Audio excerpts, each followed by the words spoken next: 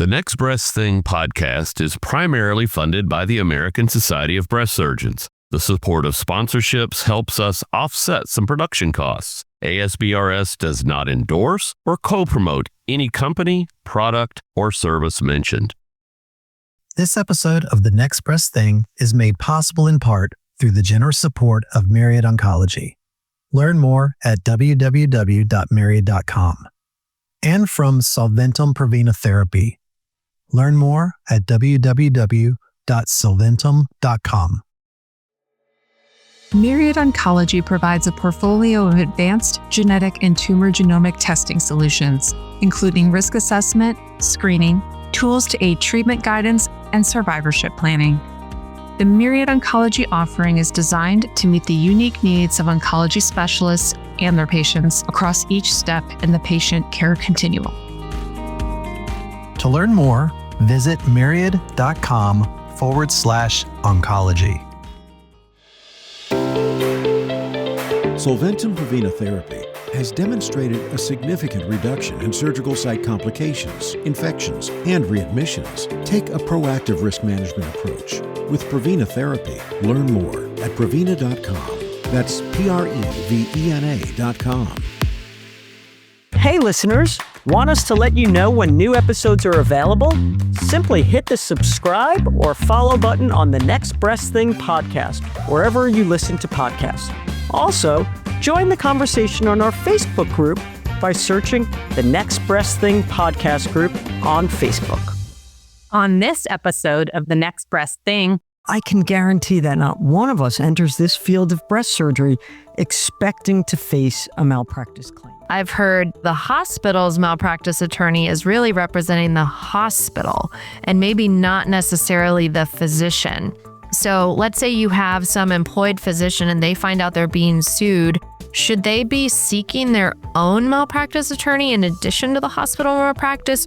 How does someone navigate that, especially if they're employed? That is a great question and one that's coming up more and more frequently every day. What I would say is you're always going to want to report that to the employer. Typically, what that process looks like is they will submit that then to their malpractice carrier, who you're likely covered underneath. Now, sometimes you have your own policy.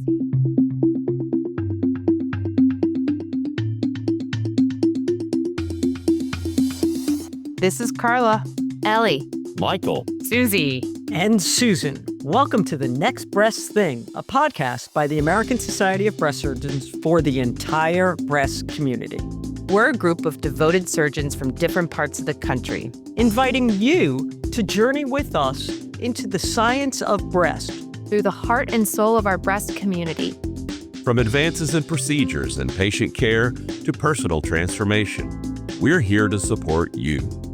So, if you're part of the breast community and can't seem to find the answers, this is the Next Breast Thing.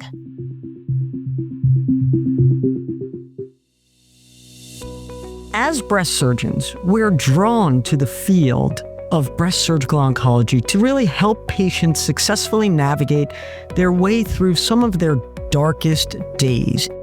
But I can guarantee that not one of us enters this field of breast surgery expecting to face a malpractice claim. But in today's high-pressure clinical environment, even the most experienced and compassionate surgeons can find themselves under legal scrutiny. In this important episode, we break down what you need to know about medical malpractice, from the most common pitfalls and how to prevent them to what to expect when a claim is filed. Fortunately, we're not facing this topic alone.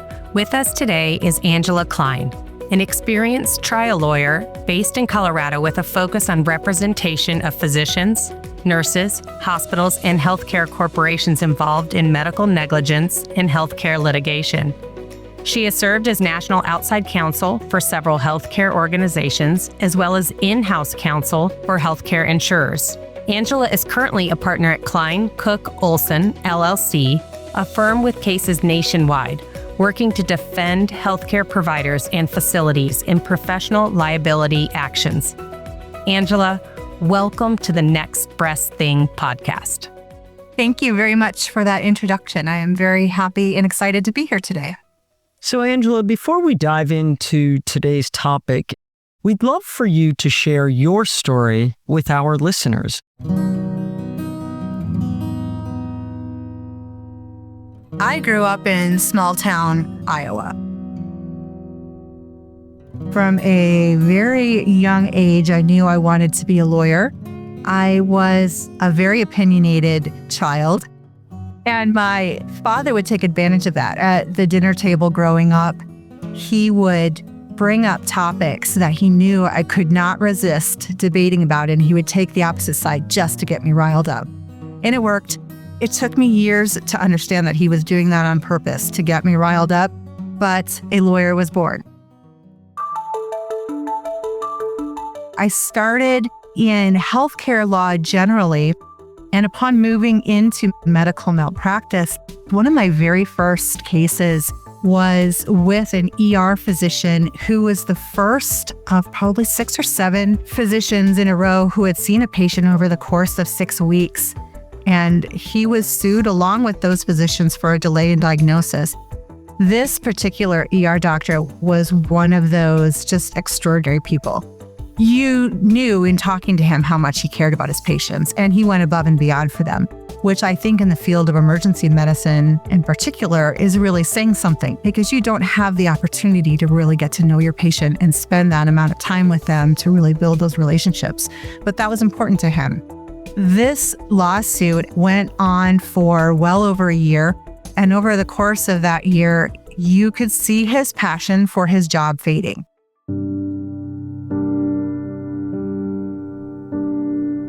And it was very, very difficult for me to watch.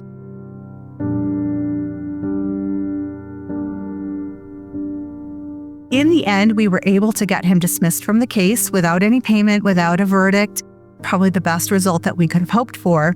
But within a couple months of that dismissal, this particular physician called me in tears, saying he couldn't do it anymore. He was taking an early retirement and was going to go enjoy life. I cannot express enough how much that broke my heart. This was a huge loss in my mind to the patient community, and it was only because of the stress of going through this lawsuit and his inability to really connect with why he was doing this anymore. I think from that point on, I kind of made it my life's mission to never let that happen again. Most physicians out there are doing their very best to protect their patients, and I feel like someone needs to protect those physicians. That's my calling in life.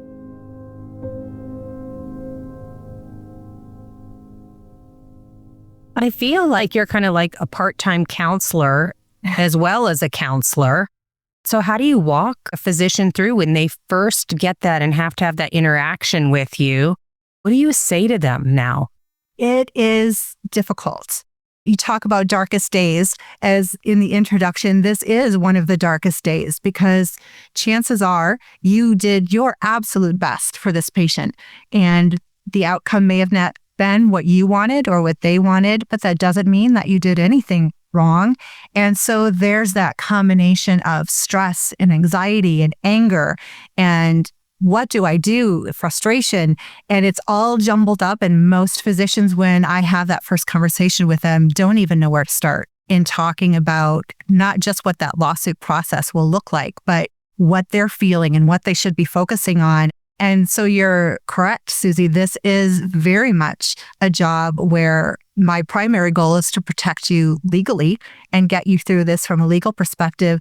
But for me, a huge part of this job is getting a physician through this mentally as well and able to continue on with their career and not let this derail them. So those initial conversations, I don't take it personally. No one ever wants to have to talk to me.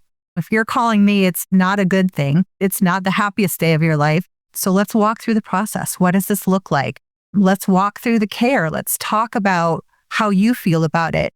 One thing that I love about working with physicians is that as a group, you're harder on yourselves than anyone else is on you. So the second this news came to you, chances are pretty good that you ran through it all in your head, second guessing everything you did. What could I have done differently? And I love when you can look at me and say, I feel like I did everything all right. And even if you can't, we walk through just because you feel in retrospect you could have done these things differently. It doesn't mean that you did anything wrong. Sometimes things just happen.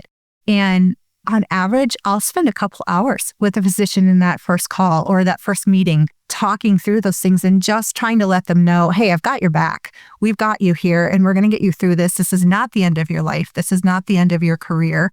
And it's going to be okay. People say that to us too. They don't want to see a surgeon, and it's the least favorite place to be, and you develop that relationship with them. I think that's what the darkest days refer to. And dark days are lots of different situations. And a cancer diagnosis is a dark day. A malpractice lawsuit is a dark day. Part of it is every physician wakes up in the morning after dedicating their life to this, just trying to do the best job that they can. Unfortunately, what's confused in our society is a bad outcome does not equal malpractice. And how often do you see that a case is brought because it's a bad outcome and not malpractice, Angela? I would say the vast majority of the time. Patients tend to believe that medicine is a magic wand. I'm going into this surgery and it's going to make everything better. I'm going to feel brand new again. While they've been advised on risks of a surgery, no one ever believes that's going to happen to them, that these complications can actually occur. They're going to come out feeling like the day they were born, and it's going to be amazing. So the vast majority of these are about bad outcomes that are not necessarily unexpected, not necessarily uncommon, but the nature of the beast. It's art, not a science. You do the best that you can. Every patient is different. But yes, there is a definite feeling like any outcome that isn't optimal means something must have gone wrong. Of course, there are those cases where something really did go wrong. We have some really terrible mistakes that happen. We have lack of attention. We have drunk physicians doing surgery. We have handsy physicians doing surgery. We have a large number of cases that when they come in the door, you look at them and say, my job today is not to get you dismissed from this case, but to see how we can best resolve this for you and the patient's benefit. And a lot of times that is settling the case. I'm not going to pretend that every case is defensible. As physicians, what are things we can do with that consent process to make that more real? Or are there things that you've seen, wow, that really worked well in this situation, or this is something I would stay away from? So when we talk in general about how to prevent a lawsuit, consent, I would put at the top of that list. It is a process, not a form. So what I like to tell my clients, what I like to tell juries, this is not a form you sign the day of surgery that lists out a few different risks and benefits and you sign it and your physician signs it and we all go on our merry way. It's a process.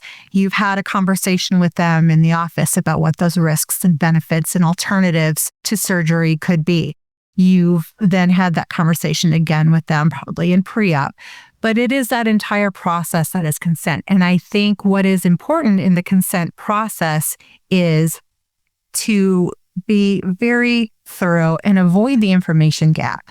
Again, it's not just that consigned form, but it's all the conversations. Document those conversations. I can't tell you how many times patient will say, I didn't understand what this surgery was. I didn't understand what they meant by this particular risks or the likelihood that could happen.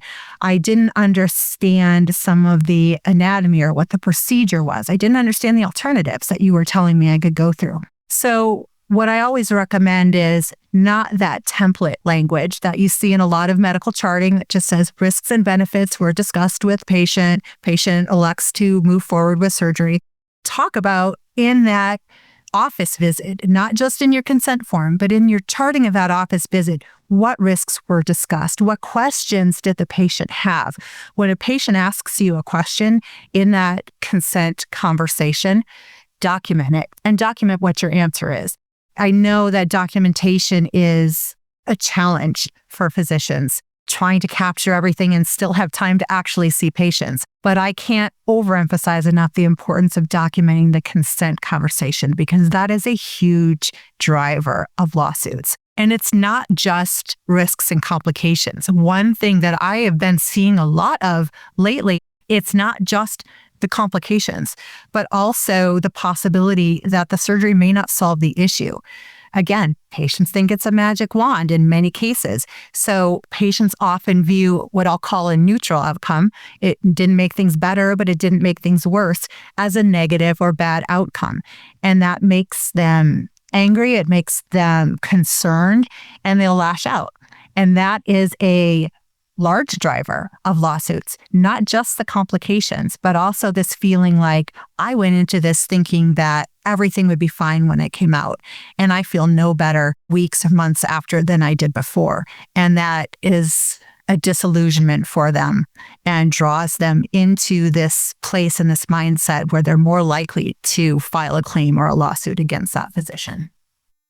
Angela, I have a question. So let's say like an employed physician finds out that they're being sued. There's a lot of confusion on which malpractice attorney is really representing them. I've heard the hospital's malpractice attorney is really representing the hospital and maybe not necessarily the physician. So let's say you have some employed physician and they find out they're being sued. Should they be seeking their own malpractice attorney in addition to the hospital malpractice? How does someone navigate that, especially if they're employed? That is a great question, and one that's coming up more and more frequently every day. What I would say is you're always going to want to report that to the employer.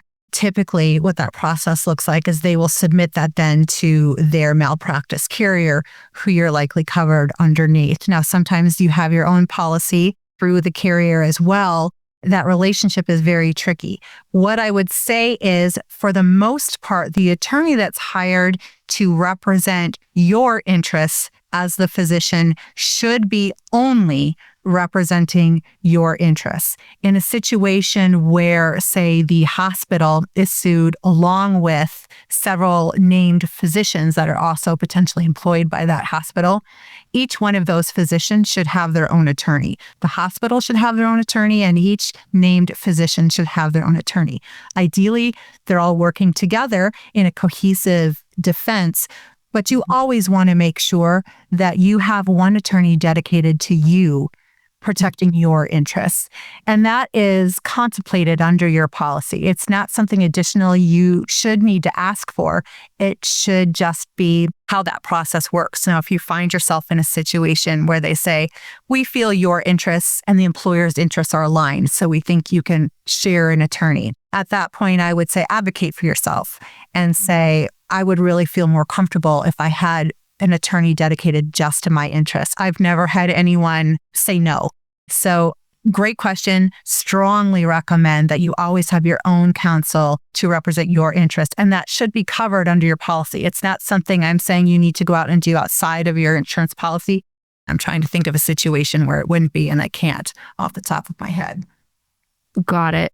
Just a little bit more on this, because we've started using an AI scribe in our clinic. They're taking a transcript of exactly what happens. Is that admissible in court, or is that just too new to know? Have you seen that pop up in the malpractice world? We haven't seen it too much yet. The times it has come up, it's admissible. I mean, it's a recording of the conversation. A lot of that may depend on state-specific laws on recordings, but typically what I have seen with an AI scribe is that those are then transcribed into the chart as part of the medical record. So that kind of gets around some of the recording issues that may arise. But so far, that has not been a hotly litigated topic or anything that's really come up to the detriment of any physician in any case that we've had thus far. Hold tight. We haven't been in that world for too long. Actually, a colleague of mine was telling me a story that he was reported to the state medical board about saying different things during a visit with a patient.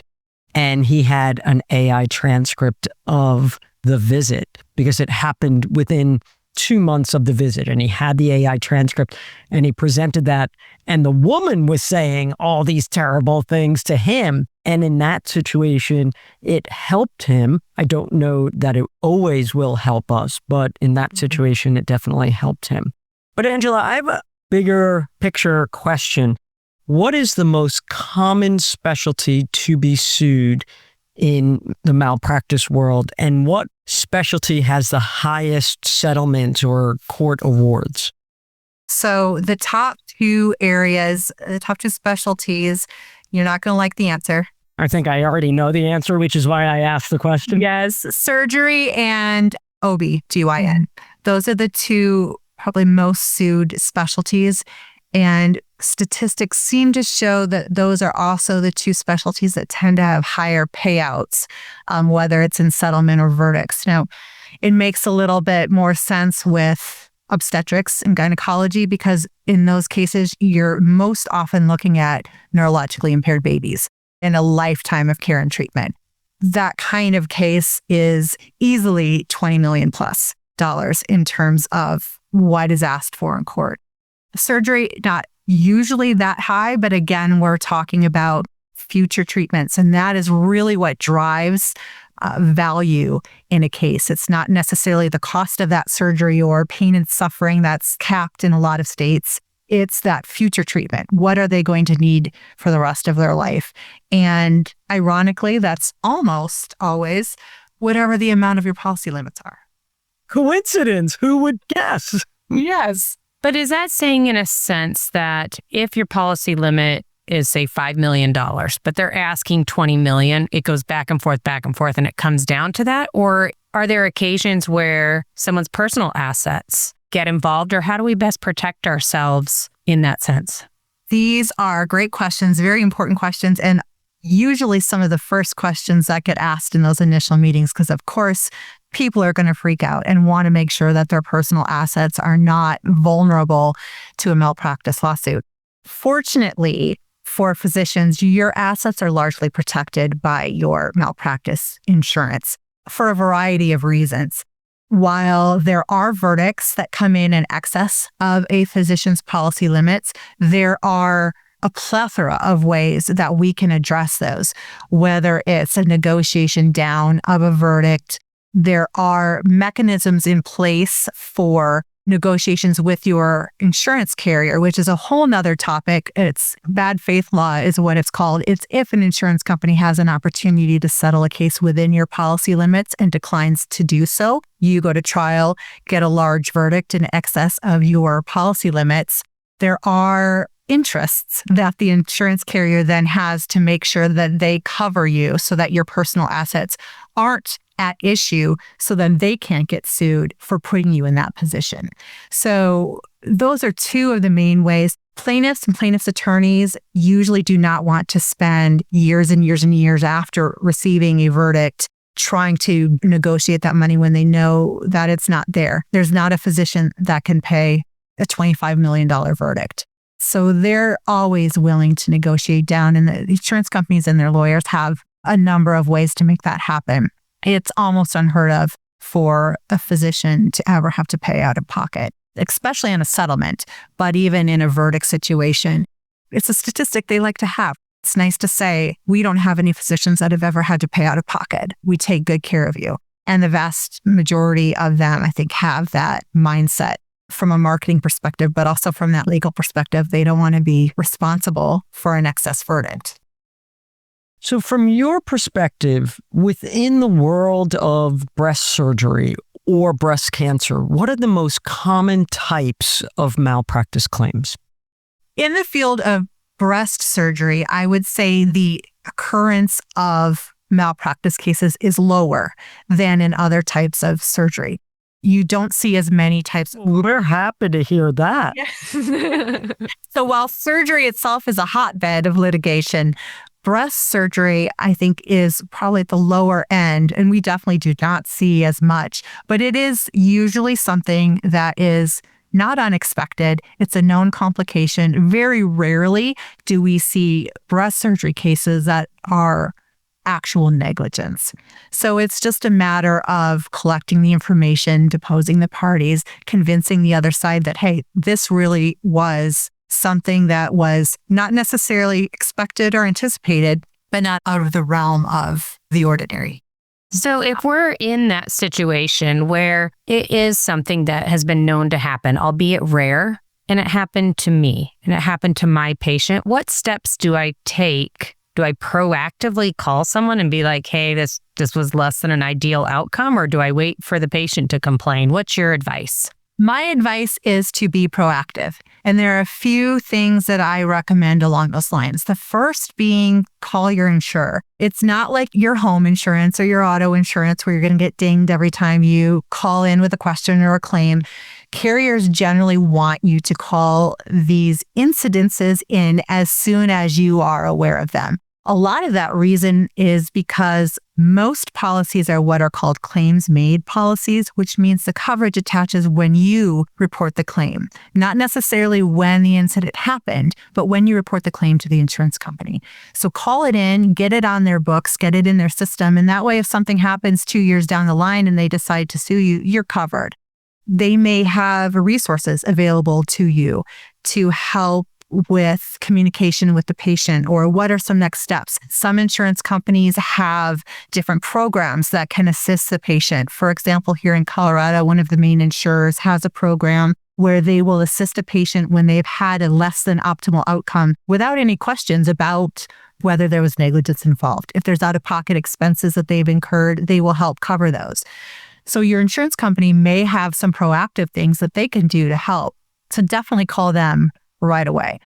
One of these proactive programs that many states have versions of. In Colorado, it's called Candor. I think it's called Candor in Iowa. Michigan has a version. There's a large number of states that now have this program where it's an early attempt to ward off a lawsuit. What it does is provide a protected and privileged environment for a patient and a physician to sit down and have a conversation. Again, closing that information gap and building that relationship. You can invite the patient into this process. Everybody signs documentation saying we agree to keep this confidential.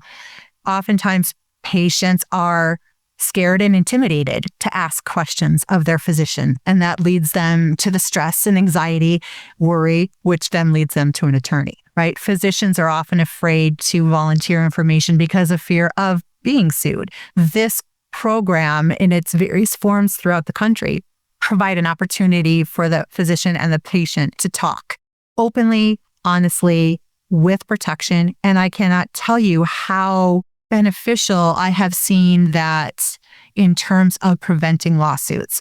You're showing the patient that you care. You're making them feel heard and their concerns appreciated. And that cannot be overstated. The importance of that cannot be overstated. Sometimes patients just need to ask those questions. They need to know that you heard and understood them and their concerns about whatever the complication was that occurred. And it gives you an opportunity as a physician to explain what happened, to explain your thought process. Why did you take the approach you did? Why did you use the technique you did? How does this complication occur? How did you address it intraoperatively or whenever it was discovered? And what can they do next? What can they expect next? Express your sincere and genuine feelings that you're sorry that this happened to them. That is a safe environment to do so. And it has, in my experience over the last 6 years that this program's been available in Colorado, prevented so many lawsuits because you're closing that information gap and because you're showing that patient that you care and you're building that relationship. When we talked earlier about ways to prevent lawsuits and we talked about the consent and the documentation, my third big thing on that list is affectionately called bedside manner. I think we take that for granted as a catchphrase. I've had so many cases over the years where five doctors will be sued, and the one I think should be sued isn't. And you find out later that it's because this doctor took the time to talk with the patient, called the patient at home to see how they were doing afterwards, took that extra time with them. So the patient opted not to include them in these lawsuits. It doesn't happen all the time, but it is definitely a big factor in preventing lawsuits. And these candor type programs are a huge step towards building that relationship with your patient. Is it okay to tell a patient I'm sorry even before you talk to your attorney? Many states have what we call I'm sorry laws that protect you in the case where you want to be able to say to your patient, I'm sorry that this happened to you. What can I answer for you? Those conversations take place all the time, right? Outside of this candor process, you have those conversations with patients all the time. Yes, it is okay to say, I'm sorry this happened to you. There's a fine line between saying, I'm sorry, I did something wrong. I should have, in retrospect, done this, this, or this, and saying, I'm sorry that you've experienced this. What can we do to help you through it? That second one, I encourage. I don't just say it's okay, I encourage it. What I want you to do is make sure you're not walking that fine line between some kind of admission of guilt or second guessing yourself. That type of I'm sorry I would not say, especially outside the consult of an attorney. But it's always okay to say to your patient that you're sorry that they experienced this complication and what can I do to help? I just want to clarify something. You said complications arise, call your malpractice attorney or malpractice coverage. So being employed physicians, we have risk departments. So is our first phone call to risk or is the first phone call to the malpractice carrier? I think some of that practically may depend on what your policy is, how your policy reads in terms of are you an additional insured under their policy? Do you have your own coverage? I think it's always a good idea to start with risk. Majority of the time, when we get calls for employed physicians, it's the risk department of a hospital calling us to let us know, hey, Dr. Smith had this complication. Can you give them a call? We just want to get this on the books, that kind of thing. So typically those calls will come first from the risk management department. It doesn't mean that they don't often also come directly from the physician, but we end up usually having to circle back around and talk to the risk department anyway. So sometimes it's helpful for it to start there. And then they can help us liaise with the physician. Yeah, no, I think that's an important point for our listeners so that the malpractice carriers are not getting phone calls. I can pretty much say in a safe number is about 90% of physicians have never read what their coverage is. I wouldn't even know where to find that contract or that coverage agreement. I think of risk as our friends because risk, although they're protecting the hospital, if we're employed, they're protecting us because we work for the hospital that they're protecting. People are really hesitant. Whenever there's an issue in my office, I just say, call risk. Let risk know this happened or that happened. I can tell you every risk officer in my hospital because I think of them as our friends. And maybe I'm wrong. Please let me know. In my experience, I would agree wholeheartedly. I think the risk managers that I work with our various hospital clients, I adore them. They're fantastic people, and they make it clear with every phone call that their interest is protecting their physician, not just legally, but again, also, hey, can you call Dr. Smith and make sure she's okay? I know that this complication really hit her hard. We know you've got her covered legally, but can you see her through this? What can we do to help her? I get that all the time. So I would wholeheartedly agree that risk is your friend. Of course, there are going to be exceptions out there. I think they're going to be the small percentage of risk people that aren't your friend. But for the most part, my experience is that they are most definitely your friend. Not only will they help connect the physician with us, but they help us get the information that we need so that we're not bothering you. If I need medical records, I don't want to call you and take you away from patient care to ask these questions. I can call risk and they're going to get all that information for me.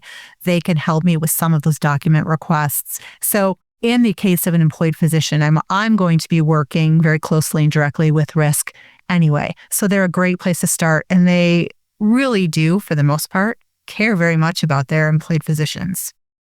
And these are things we're never taught. So Ellie, would you ever have thought of risk, the risk officers, the risk department as your friend?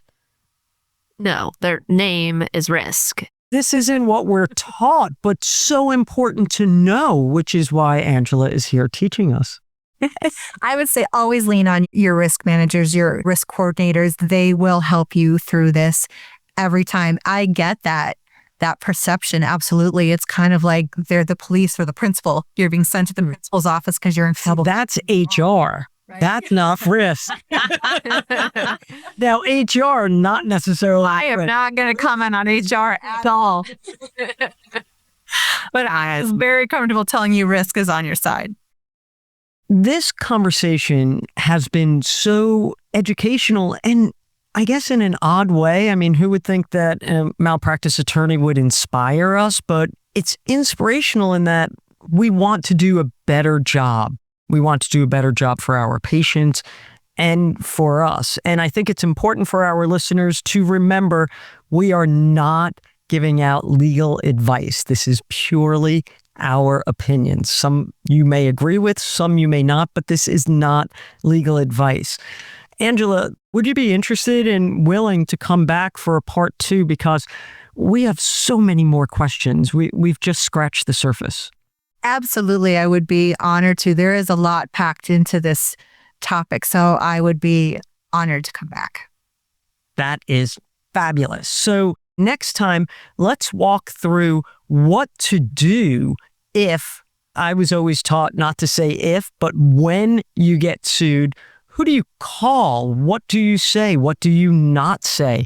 How to save records. I mean, we all know not to destroy records, but how do you get through this without feeling like you want to leave medicine? To our listeners throughout the entire breast community, we are so excited you've joined us on this journey, and we look forward to seeing you next time on the Next Breast Thing podcast. We look forward to connecting with you on the next episode of The Next Breast Thing, a podcast by the American Society of Breast Surgeons for the breast community. Also, join the conversation on our Facebook group by searching the Next Breast Thing podcast group on Facebook. Finally, the content within the Next Breast Thing podcast represents the views, thoughts, and opinions of the co-host and may not necessarily reflect the views, thoughts, and opinions of the American Society of Breast Surgeons. Until next time, this is Carla, Ellie. Michael. Susie. And Susan. And always remember, if you're part of the breast community and can't seem to find the answers, this is the Next Breast Thing.